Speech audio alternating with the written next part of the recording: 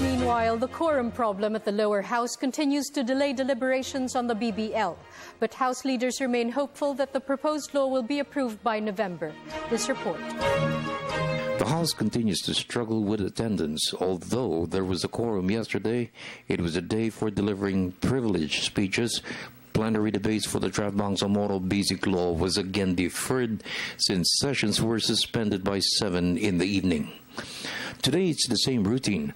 Mustering a quorum is still an issue. The chairman of the House Ad Hoc Committee in the Bangsamoro and the vice chairpersons were not present to defend the draft law. Despite this, Deputy Alian Balindong is still hopeful that draft Bangsamoro Basic Law will be approved by November. Since the priority of the House next week is the approval of the proposed 2016 national budget of 3.002 trillion pesos, although Speaker Feliciano Belmonte vowed to give more time for the BBL to be tackled in between the budget debates. The budget 2016 budget is urgent. This is more urgent.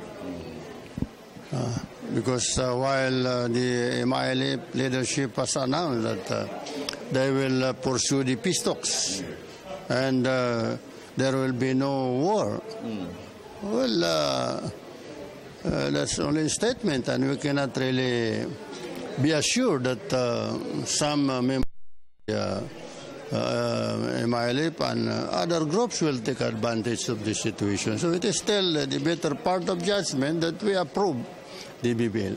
House Committee Chairman on Muslim Affairs, Congressman Tupay Luong, stressed the approval of the draft Bangsamoro Basic Law is a must to implement the peace agreement between the government and the Moro Islamic Liberation Front.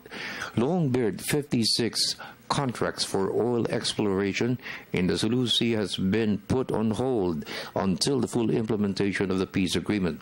16 sites of the exploration being undertaken by Exxon, the biggest oil company in the world, has tested positive for oil reserves, which could make the Philippines self-sufficient in oil for the future.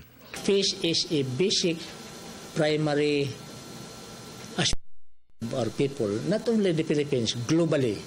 If there is no peace, there is no development. So if we want to continue the development initiative of the government, we have to address this first, so that if there is relative peace in the whole country, then we can push the country forward to achieve peace and development.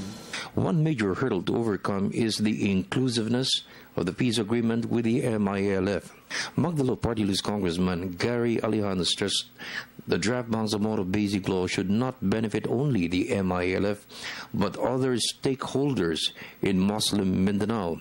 This will include the Moro National Liberation Front, the Lumads and Christian communities in the core territories of the proposed Bangsamoro Autonomous Region.